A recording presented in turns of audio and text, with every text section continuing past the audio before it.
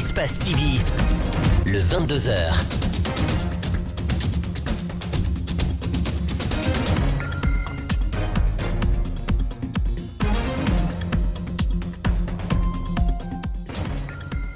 C'est toujours un ravissement de vous savoir nombreux à regarder Espace TV pour vous informer, mesdames, messieurs, bonsoir. Merci de nous préférer, bienvenue dans cette édition d'information. Donc voici le sommaire.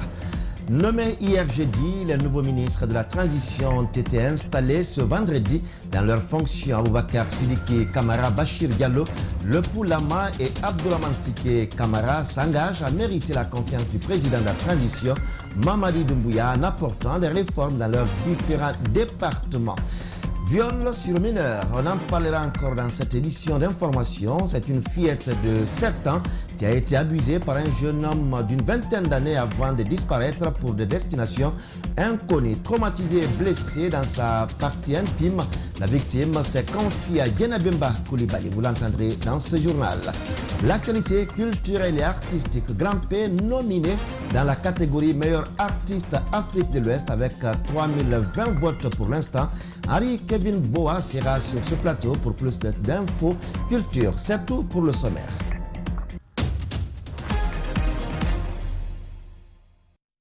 Bienvenue à tous. À peine nommés, les nouveaux ministres du gouvernement de la transition ont immédiatement pris fonction ce vendredi. Il s'agit du ministre délégué à la Défense, le ministre de la Sécurité et de la Protection civile, la ministre de l'Environnement et du Développement durable, le ministre secrétaire général du gouvernement aussi a pris fonction. À leur prise de fonction, Aboubakar Sidiki Kamara de la Défense et Bachir Diallo de la Sécurité ont tous deux promis la professionnalisation et l'amélioration des conditions de vie et de travail des forces de défense et de sécurité. Par ailleurs, ils s'engagent également à rétablir la confiance entre les forces de défense et de sécurité et les populations. Alcéni Bari et Aliouba, explication. La défense est d'abord civile, économique, diplomatique et enfin militaire, entame le général à la retraite pour son allocution de prise de fonction au poste de ministre délégué à la Défense. Idi Amin, comme il se fait appeler, est un homme pétri d'expérience avec plus de 30 années au service de l'armée guinéenne.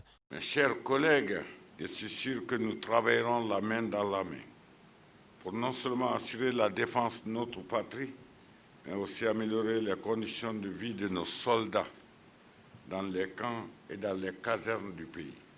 Au ministère de la Sécurité et de la Protection civile, c'est le colonel Bachir Diallo, ancien conseiller militaire à l'ambassade de Guinée au Canada, qui est le nouveau patron.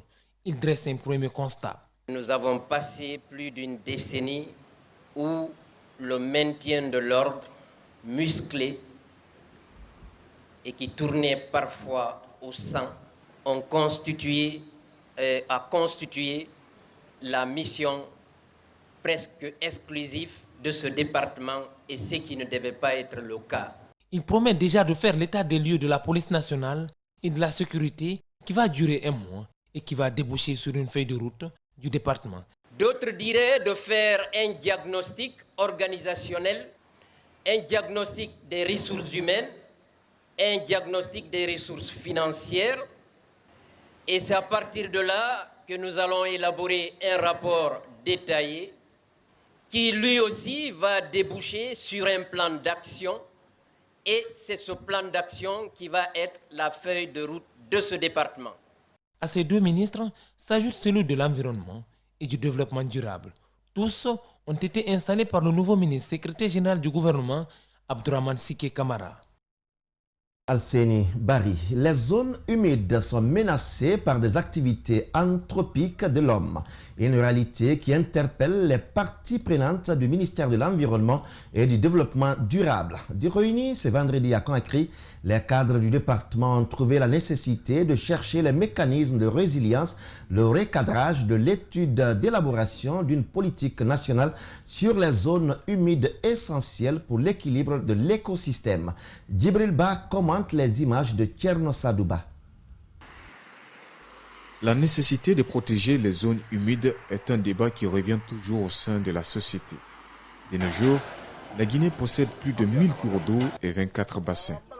Protéger cet écosystème et lutter contre les actions anthropiques telles que l'agriculture itinérante la pêche illicite, le défrichement le long des cours d'eau doit se faire immédiatement, selon les militants pour la protection de l'environnement. Pour que cette quantité d'eau-là soit disponible, et pour nous, hommes, et pour les animaux, et pour la plante, et pour le sol, et pour l'air, il faut une politique nationale. L'Office guinéen des parcs a plus que jamais une partition à jouer pour la protection des zones humides. Puisque la Guinée dessert d'autres pays de la sous-région, il n'y a plus besoin de démontrer l'importance que revêt l'eau pour l'être humain. L'objectif de la politique nationale est de mettre en place un cadre cohérent de travail, un cadre cohérent de concertation et de partage de responsabilités pour que les 16 sites Ramsar qui ont été classés dans notre pays comme zone humide d'importance internationale puissent connaître des modes de gestion, des plans d'action harmonisés. Les spécialistes en environnement tentent autant que faire se peut au cours de cette rencontre pour aborder la problématique de la gestion des zones humides à 2 étapes, ce qui n'est pas anodin. Nous allons pour cette année nous focaliser sur ce qu'on appelle l'état des lieux. L'état des lieux, c'est de faire la situation existante des écosystèmes, c'est-à-dire des ressources des zones humides, pour voir quelles sont les menaces, quelles sont les opportunités des gestions qui sont en place. Maintenant, à partir de là, nous aurons des orientations pour pouvoir développer un document. Ces milieux environnants nous rappellent par ailleurs cette formule qui fait de la Guinée le château d'eau de l'Afrique de l'Ouest. Un tête-à-tête ce vendredi entre la Direction générale de l'électricité de Guinée EDG et les patrons des médias. Il a été question d'expliquer le fonctionnement de la compagnie et les questions liées à la facturation et à la desserte. Cette rencontre visait par ailleurs de faire comprendre à la population guinéenne l'importance des compteurs. Makissa Kamara et Ibrahima Souri Souma. Les responsables de la Société d'électricité de Guinée avaient déjà organisé des rencontres dans les communes de Matoto et Ratoma avant de recevoir aujourd'hui les journalistes et patrons de médias. Un déjeuner de presse au cours duquel EDG a donné quelques réponses aux questions liées à la desserte en courant électrique. Aujourd'hui, c'était le tour de rencontrer les patrons de presse pour justement aussi leur expliquer comment fonctionne l'entreprise, les grandes problématiques, les questions du jour, notamment les raisons pour lesquelles des fois il y a des coupures et aussi des questions que nous voyons souvent concernant les factures et d'autres questions du moment. Pour éclairer la lanterne des consommateurs, Bangali Mati a d'abord donné les raisons des coupures qui, selon lui, sont dues à plusieurs facteurs, avant de proposer des solutions. Maintenant, concernant les compteurs prépayés, effectivement, il y a un plan de pose de compteurs. Nous sommes en train de pousser très fort pour la pose de compteurs parce qu'aujourd'hui, l'électricité coûte de l'argent. Donc, il faut que quelqu'un paye. Les consommateurs doivent payer ce qu'ils consomment. Donc, nous voulons sortir de ces arrangements de facturation forfaitaire pour aller sur un système beaucoup plus transparent. 5 postes dans les différents quartiers restent suffisamment chargés, dont ceux de Kisoso et Amdalaï, dit le directeur. Pour éviter d'éventuelles coupures, Bangali Mati compte mener des actions pour réduire les charges afin que tous les Guinéens puissent avoir accès à l'électricité. On vous en a bien parlé, l'Église catholique de Guinée réagit enfin au conflit opposant les populations de Kendoumaya et les responsables du monastère de la même localité. Lors d'une conférence de presse tenue ce vendredi à l'archevêché, l'Église catholique de Guinée a condamné l'attitude de la communauté villageoise de Kendoumaya sur les attaques perpétrées contre les moines et le silence coupable des autorités guinéennes face à cette situation. Elle a également proposé des pistes de solutions. André Mossier Milimouno et Ousmane Sissé nous font le compte-rendu. Les conférenciers au nom de l'Église ont exprimé toute leur indignation et leur amertume suite aux attaques du monastère de Kendoumaya où un moine a été violenté et séquestré par des habitants de la localité. D'où viennent ces attitudes d'hostilité et de menaces physiques qui vont jusqu'au blocage des routes et de la destruction des plantations et jardins potagers. Nous protestons contre cet acte d'occupation et qui va jusqu'à violenter des prêtres. Ce domaine de Kendoumaya a pourtant été acquis en bonne et due forme à l'époque par l'ancien archevêque de Conakry, le cardinal Robert Sarah. S'agissant des promesses qui auraient été faites par l'Église lors de l'acquisition du domaine, ces conférenciers s'inscrivent en faux. Adduction d'eau, électricité, bitumage de routes, que sais-je encore. L'Église de Guinée n'en a aucun moyen et ne saurait faire de telles promesses fallacieuses. L'avocat de l'archevêché de Conakry a pour sa part exprimé qu'un procès a eu lieu dans cette affaire dans lequel l'Église catholique de Guinée est sortie victorieuse. Le tribunal a rendu le jugement numéro 97 du 15 juillet 2021 qui reconnaît l'Église propriétaire du domaine, tout en condamnant la population de Kendoumaya à nous payer la somme de 150 millions pour nous avoir imposé un procès injuste. Le père Apollinaire estime que les populations de Kendoumaya sont victimes de manipulations. Il apporte tout de même une proposition de solution. Nous proposons donc à cette fin une journée de jeûne et de prière à Kendoumaya. L'Église catholique de Guinée a aussi condamné le silence des autorités guinéennes face à cette crise. Elle espère un dénouement heureux de la situation les jours à venir. André Mossier Milimouno Ousmane Ossé Sissé. Le colonel Alpha Diallo, 115 ans, est à la retraite depuis plus de 20 ans. Plus de 500 sauts lors des opérations dans plusieurs pays à travers le monde. Cet ancien parachutiste guinéen passe ses derniers jours dans des conditions pénibles mais retrouve son confort dans son parcours de soldat. La santé se dégrade au jour le jour. Sa passion aujourd'hui est bien payée, mais ne lui sert pas à grand-chose. Ali Badara Kamara et Mohamed Kamara sont allés à sa rencontre. Suivez. Le colonel Alpha Diallo a intégré l'armée dans les années 50 à Dakar avant de bénéficier d'une formation à l'école des parachutistes commando en France. Entre 1960 et 1980, Alpha Diallo, barbu pour les intimes, a lutté dans plusieurs pays d'Afrique noire et d'Europe. 115 ans, un des rares centenaires du pays, l'ancien parachutiste passe une retraite disgracieuse en dépit de son parcours exceptionnel. C'est les parachutistes commando, seulement qu'on appelle pour quelque part. On est parti à Congo en 60. On a retourné en Guinée. On est parti à Libéria. C'est Libéria qu'on a caté mon deux pieds. Le colonel Elhadj Alpha Diallo dit avoir fait 592 sauts dans plusieurs pays et lors de l'invasion de la Guinée par des troupes portugaises le 22 novembre 1970, il fut l'un des commandos qui ont dirigé les opérations de riposte. Formation d'abord Guinée-Bissau, c'est nous qui les formons ici avec Nino. Nous, on a demandé comment ils sont venus nous attaquer en Guinée. Mais on a arrêté tous les mercenaires. Amené à la maison centrale à Kindia. Au-delà de ses services dans les pays belligérants, le colonel Elhadj Alpha Diallo a été pendant 10 ans le garde rapproché du feu président Ahmed Sékou Touré. On était ensemble, plus de 10 ans. On est ensemble, jusqu'à qu'il a décidé. 70 ans après son admission à l'armée, le colonel Elhadj Alpha Diallo garde toujours son premier béret. Témoin de son parcours, ses échecs, mais aussi ses victoires. Très longue vie à Elhadj Alpha Diallo. Responsabilité sociétale oblige, l'usine de ciment Holcim Guinée a offert ce vendredi des bourses d'études aux meilleurs élèves des 5 quartiers riverains. Le don qui s'inscrit dans le cadre du respect du contenu local, et ce geste vient donc s'ajouter aux nombreux autres actes de bienfaisance, notamment la construction des forages dans les différents secteurs de la cimenterie. Bernard Koundouno et Ibrahima Souri Sengsouma. Les récipiendaires sont les 2 premiers de chacune des 5 écoles des quartiers environnants de l'usine Lafarge Holcim Guinée ou encore Ciment de Guinée.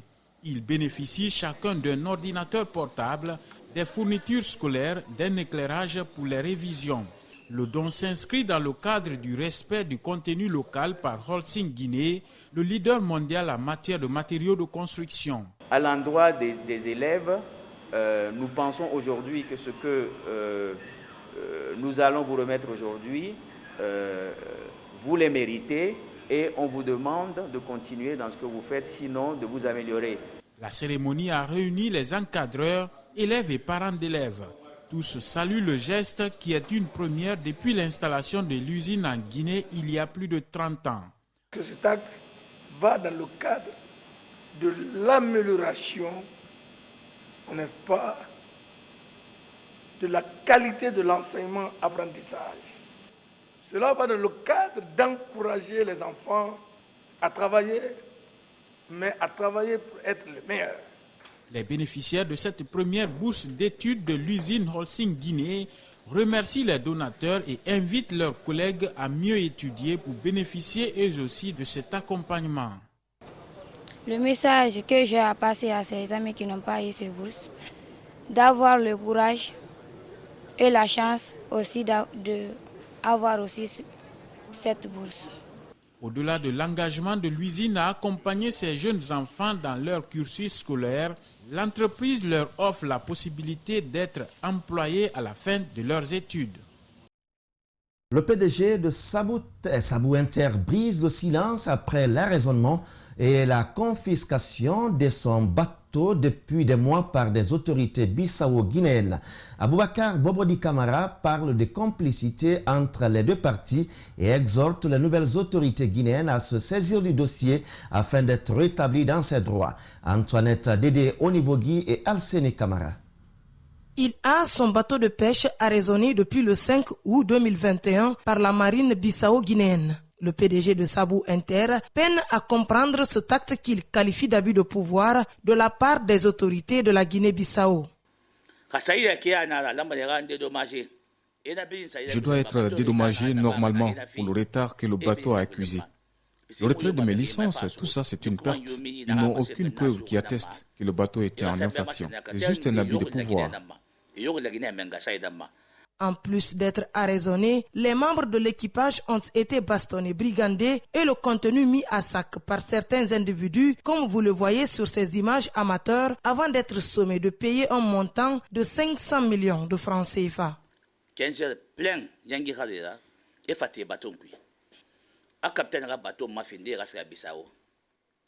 C'est en pleine journée qu'ils ont demandé au capitaine de rebrousser chemin. Comme il n'a pas obtempéré, ils ont tout de suite bastonné et vidé le bateau de son contenu, qui équivaut à presque 2 milliards de francs guinéens.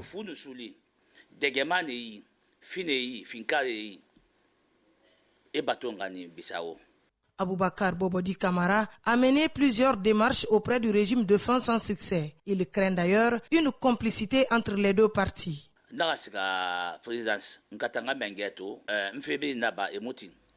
J'ai tapé à toutes les portes sans succès. De la présidence au ministère de la Pêche, personne n'a voulu m'aider. Voilà pourquoi je soupçonne une complicité. Cela veut dire qu'ils ne sont pas complices et que les malades y font tout ce que nous. Aujourd'hui, il souhaite l'implication de nouvelles autorités pour que de tels actes ne se reproduisent plus sur les eaux guinéennes. Elle n'a que 7 ans, mais elle n'échappera pas à la libido d'un prédateur sexuel. L'acte s'est passé à Koloma, dans la commune de Ratoma. Cette fillette en classe de 3e année a été abusée par un jeune homme d'une vingtaine d'années. En plus du traumatisme, la jeune fille porte une profonde blessure sur sa partie génitale. Le violeur, lui, il est en cavale. Guéné Bemba Koulibaly et Amara Alex Silla l'ont rencontré. Suivez. Âgée de seulement 7 ans et élève de la 3e année, cette jeune fille a été sexuellement abusée par un homme d'une vingtaine d'années. Le présumé auteur est un étudiant de l'université de Sonfonia. Les faits se sont déroulés chez la marâtre de la victime. Sur les circonstances de l'acte, elle raconte. Elle m'a dit de venir, j'ai dit non. Encore elle m'a appelé. Je suis allée à côté d'elle, elle m'a attaché la roue. Puis elle m'a fait rentrer dans la chambre. Il m'a violé. Quand sa mère est venue, elle nous a vus. Et puis ils m'ont nettoyé, ils m'ont fait peur avec le couteau. Quand j'ai dit à quelqu'un, ils vont me tuer. Et j'ai eu peur.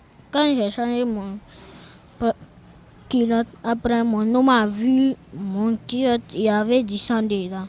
Et puis on m'a amené à l'hôpital. On a vu du sang dedans. Meurtrie, la mère de la victime peine à se remettre de cet affreux acte de jeûne qu'elle n'a jamais connu. Elle demande justice.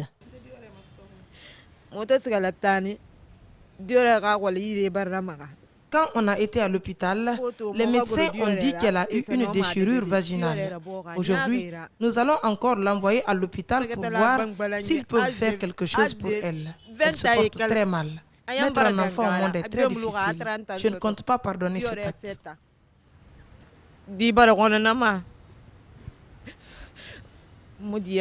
L'oncle de la victime plaide auprès des nouvelles autorités et les personnes de bonne volonté afin de mettre la main sur le bourreau en fuite. Le gars s'appelle Mbo et il est dans l'académie OSIL USB de Bienzin. Bon, nous sommes à sa recherche. Donc nous prions les bonnes volontés pour que nous puissions mettre main à ce binôme-là, pour que la violation des jeunes filles mineures là puisse, pour mettre fin à ça quoi. À noter que la victime de ce viol est actuellement sous traitement grâce à l'appui d'une ONG de la place. L'autre actualité, c'est la fin du couvre-feu sur toute l'étendue du territoire national. C'est du moins ce qui ressort d'un communiqué du Comité national du rassemblement pour le développement CNRD qui a revu les mesures d'état d'urgence sanitaire. Une décision saluée par bon nombre de citoyens et opérateurs culturels surtout. Nos reporters Aminata Massiré Bangoura, Djibril Kabak Kamara ont recueilli l'avis de quelques-uns. Suivez. Allégé il y a à peine un mois, le couvre-feu est désormais levé sur toute l'étendue du territoire. La décision a été rendue publique ce jeudi à travers un communiqué lu sur les médias d'État. Chez les citoyens et tenanciers de bar, la nouvelle est bien accueillie. Vous savez, le coronavirus était devenu un allié principal du régime Déchi. Donc je pense que c'est un nouveau soulagement, comme vous le savez. Il y a beaucoup de nos compatriotes qui ont des activités à exercer la nuit, qui n'avaient aucune possibilité de le faire, sans aucune mesure d'accompagnement. Oui, ça a impacté beaucoup d'activités aujourd'hui, même dans les restaurants, dans les bars, rien ne marchait comme il faut. Mais après, maintenant, lever ça, mais ça va marcher maintenant comme il faut. Depuis sa détection dans le pays, la Covid-19 a impacté de nombreuses activités, notamment celles des hommes de culture. Lever donc le couvre-feu est un ouf de soulagement pour cet opérateur culturel qui lance également une invite aux nouvelles autorités. Est-ce que cela sous-entend que les spectacles sont autorisés aujourd'hui? Nous allons poser la question à qui de droit. Mais pour le moment, cette première partie, c'est que donc la levée de couvre-feu, c'est déjà un ouf de soulagement pour nous. Cela va de soi à essayer donc de permettre à ces opérateurs culturels, à ces maisons de production, ces maisons de spectacle, de reprendre des activités, mais également donc d'avoir des revenus. En plus de la levée du couvre-feu, le CNRD a également suspendu les demandes préalables d'autorisation de transfert de corps de Conakry pour l'intérieur et l'extérieur pour la Guinée. Toutefois, le test de dépistage à la Covid-19 reste. Une bonne nouvelle pour les travailleurs de nuit. La compagnie Guinée Alumina Corporation GAC a procédé ce jeudi à l'inauguration des 3 fumoirs dans la sous-préfecture de Kamsar. Cette cérémonie a mobilisé les acteurs locaux de développement, les autorités locales et responsables de la société GAC ainsi que la population qui était fortement mobilisée pour la cause. Omar Sori Kamara, Aïssatou Kesso Diallo et Salifou Lifo Sissé. C'est dans une ambiance conviviale que cette cérémonie inaugurale des fumoirs s'est déroulée dans les districts de Filima et d'Aparas dans la commune rurale de Kamsar. Une initiative de la compagnie minière Guinée Alumina Corporation GAC qui s'inscrit dans le cadre de ses projets d'investissement socio-communautaire. La compagnie minière Guinée Alumina Corporation GAC, dans le cadre de sa stratégie d'investissement communautaire, soutient le développement des moyens de subsistance et contribue à la diversification économique des communautés touchées par les activités dans la région de Boki. C'est dans ce cadre que cet important programme d'installation et d'exploitation des 3 fumoirs semi-modernes pour promouvoir l'entrepreneuriat féminin dans la zone de Kamsar a été financé. Ravis de cette initiative, ces femmes ont à tour de rôle remercié la compagnie GAC pour ses établissements d'intérêt économique. La société GAC nous a aidé à avoir des fumoirs. Nous ne cesserons pas de les remercier et nous les demandons de nous aider à avoir des toilettes. Cette réalisation est d'une importance capitale pour de nombreuses femmes de Bagataï, d'Aparas et Filima. Une formation sur la technique de fumage et de gestion du fonds revolving de ces groupements d'intérêt économique est prévue dans les prochains jours selon les initiateurs. La compagnie GAC, à travers sa composante investissement social, c'est un fonds volontaire que la compagnie met à la disposition des communautés pour impulser le développement durable et inclusif. Il est prévu dans ce projet un revenu journalier, un bénéfice journalier de 2 millions de francs guinéens. Satisfait, le sous-préfet de Kamsar se félicite de la démarche de cette compagnie minière dans les collectivités impactées par son projet d'exploitation. Monsieur les cadres de GAC, on ne cessera jamais de vous remercier parce que vous faites un travail demandé dans l'esprit des nouvelles autorités. Après la remise des clés au groupement Befeni de Filima, la délégation a achevé sa tournée dans le district de Daparas pour l'inauguration de 2 autres fumoirs. De Bokeh, Kamsar précisément, partons à présent dans le Kania, dans la cité des agrumes, où il faut dire qu'en plus de la culture de la banane, du manioc et du maïs, celle de la papaye est aussi en pleine expansion à Kindia. Notre rédaction a assisté à une récolte dans un champ à Foulaya et le rendement réconforte les cadres du centre de recherche agronomique. Reportage Aboubakar Silla. C'est l'heure de la récolte dans la plantation de papaye solo de 5 hectares à Méni dans le district de Foulaya. Le champ a été lancé depuis octobre 2020 par le Centre de recherche agronomique. On ne peut pas les remercier parce que là, ils nous ont trouvés dans une situation très précaire, mais avec ce tapis, vous-même vous voyez aujourd'hui le résultat, nous sommes en train de récolter et le profit tiré de cette récolte, ça nous permettra peut-être d'engager d'autres activités de base au niveau du centre. Cette plantation est entièrement financée par l'Agence turque de coopération et de coordination. Une agence de coopération finance nos parents guinéens. C'est une fierté qu'on vient sur le terrain et qu'on trouve des bons résultats. Ça va encourager non seulement les donneurs à les assister à long terme. La semence a bien donné de bons fruits. Grâce à ce jeune technicien de papaye solo au Centre de recherche agronomique de Foulaya qui a assuré le suivi. Vraiment, aujourd'hui, je suis fier, surtout avec les résultats que je suis en train d'obtenir aujourd'hui, grâce à Tika, qui nous a beaucoup accompagnés depuis le départ. Ils sont avec nous. Vraiment, aujourd'hui, je me sens très fier, très, très fier.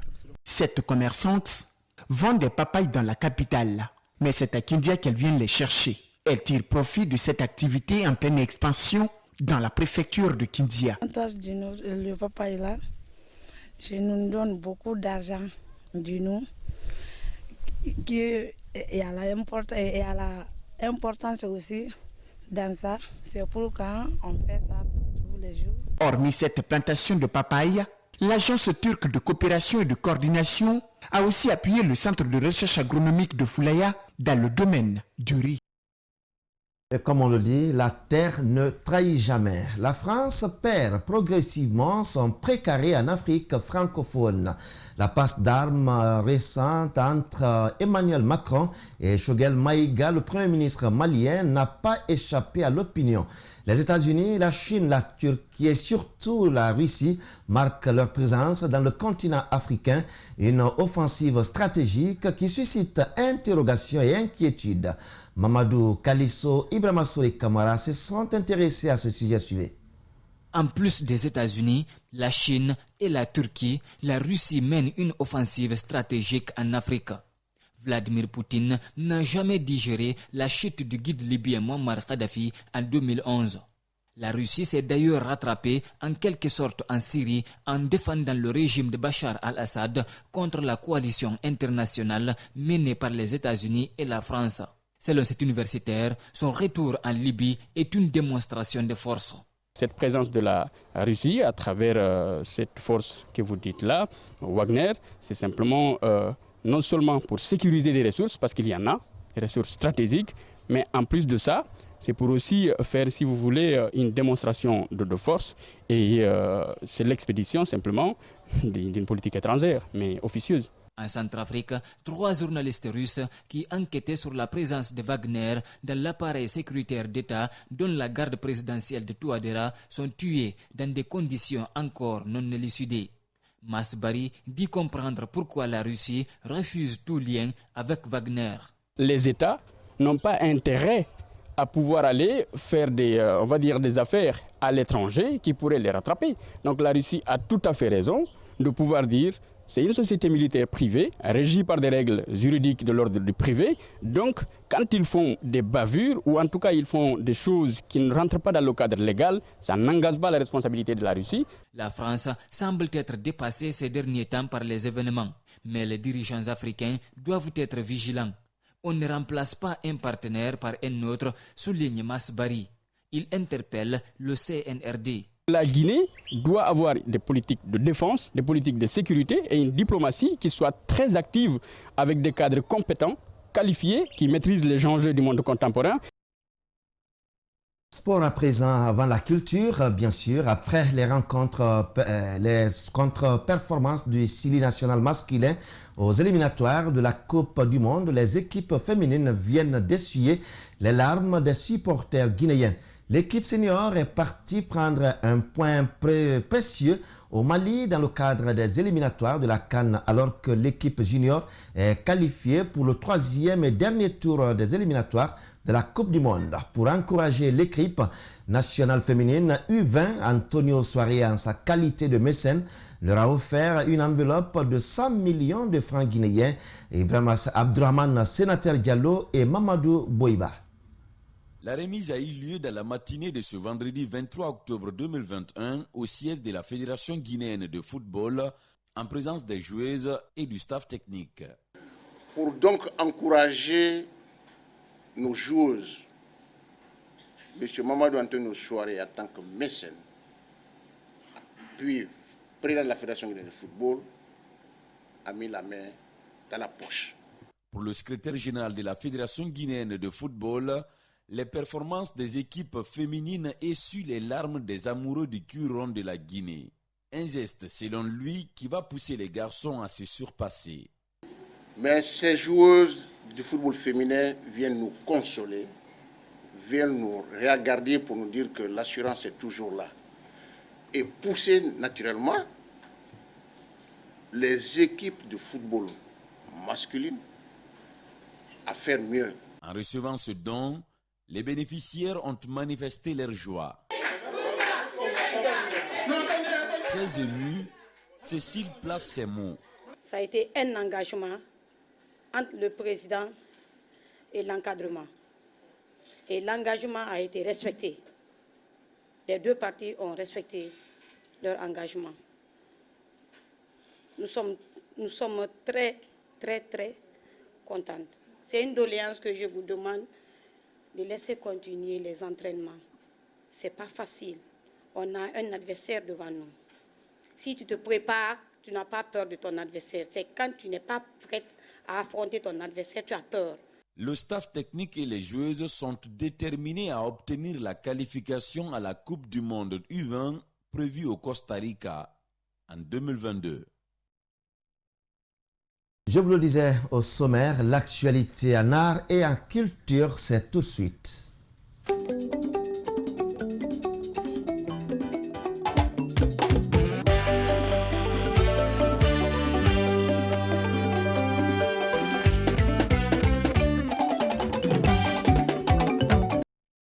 Il est déjà sur ce plateau Henri-Kevin Boa. Henri-Kevin Boa, bonsoir. Bonsoir. Merci d'être sur ce plateau pour les infos culture et art. Et pour commencer, vous nous dites que Grand P, notre Grand P national, est nominé avec pour l'heure 3020 votes pour 1,18% dans la catégorie meilleur artiste Afrique de l'Ouest. Effectif.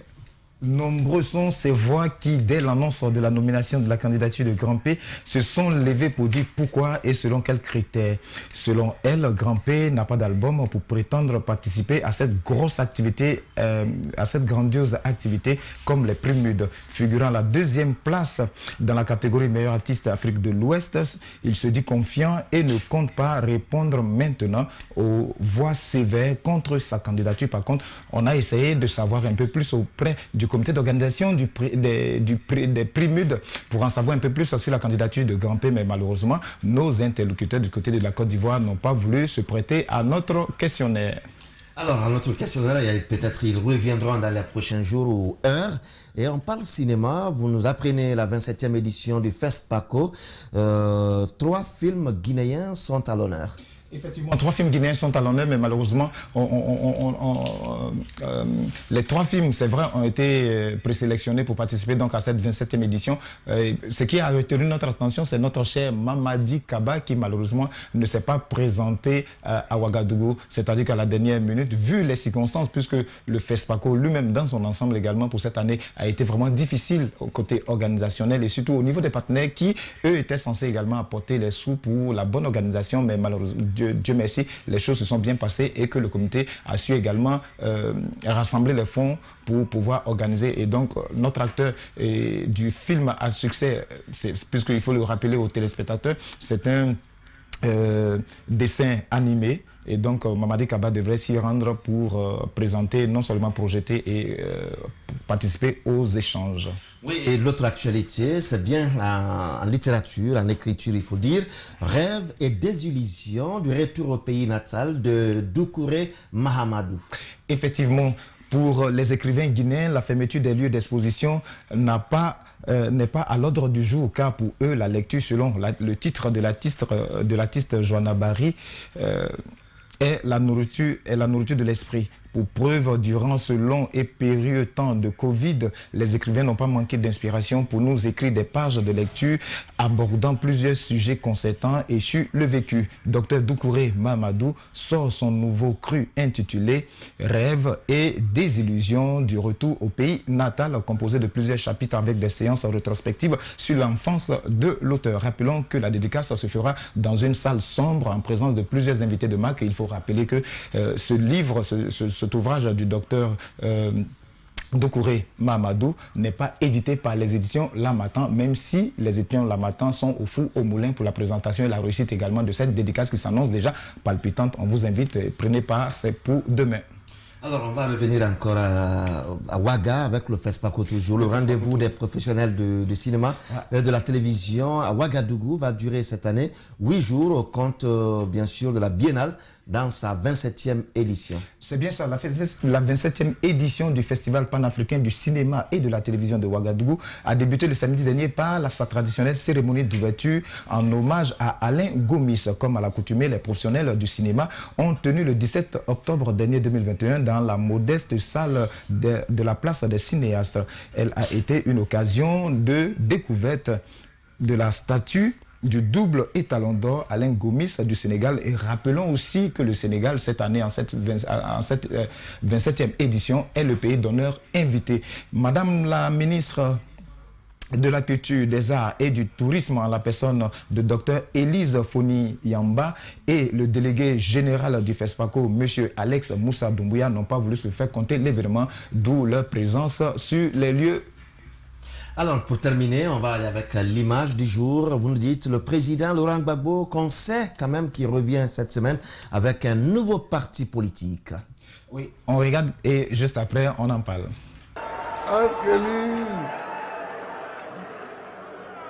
Il m'a beaucoup aidé à Korogo, quand j'étais à Korogo. Parce qu'à Korogo, on recevait LC2, une télévision togolaise, qui diffusait la musique. Un jour, je vois quelqu'un qui danse. Ma copine est bata.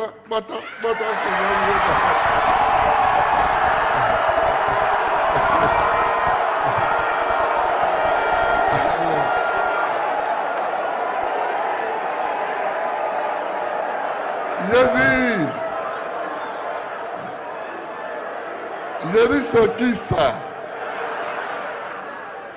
On m'a dit, vraiment, c'est un chanteur déjanté ivoirien. Et bon, je l'ai adopté, je le regarde. Souvent, je le regardais. Et puis, là, j'avais souhaité qu'on l'invite à ce congrès pour chanter un peu comme les autres. Depuis quelque temps avant le congrès, on me dit qu'il est décédé. C'est parce qu'il est très amusant. Et c'est vrai, c'est le président Laurent Gbagbo, c'était à l'occasion de la présentation officielle de son nouveau parti. Et donc, il faut rappeler que l'artiste Eskeli, qu'il repose en paix, et rappelons aussi qu'il est le fils également d'un ancien ténor de la radio-télévision ivoirienne, qui malheureusement, il faut le rappeler, lorsque le président Laurent Gbagbo a été arrêté, il a été transporté dans une prison dans le nord de la Côte d'Ivoire. Et donc, lorsqu'il était dans sa maison hautement surveillée, il y avait un écran qui lui permettait également de s'informer. Et c'était une chaîne togolaise musicale qu'il regardait. Et à chaque fois qu'il allumait sa télévision, c'était le clip du défunt Eskeli qui passait. Et donc, pour rappel, pour ceux qui n'ont pas eu la chance également de bien entendre, c'est-à-dire qu'à l'occasion de la présentation de son nouveau parti, il a tenu à rappeler cette histoire, non seulement inviter l'artiste à la cérémonie d'ouverture en tant qu'artiste invité, mais malheureusement on lui a fait signe, on lui a fait savoir que l'artiste était décédé il a regagné sa dernière demeure il y a à peine 2 mois. Donc on profite aussi pour présenter nos 5 condoléances à la famille de Eskeli. Oui, paix à son âme, hein, Eskeli, et Laurent Gbagbo qui est toujours lui-même très attaché à sa culture, à sa Côte d'Ivoire. Merci à vous, Kevin Boa. Ça vous le merci, et merci aussi aux téléspectateurs. Merci également à vous, nos téléspectateurs. Merci de nous préférer. Les programmes continuent sur Espace TV. La réalisation a été assurée par André Mossier-Milimono. On se retrouve, vous et moi, demain à 22h. Mais d'ici à là, continuez à rester avec Espace TV.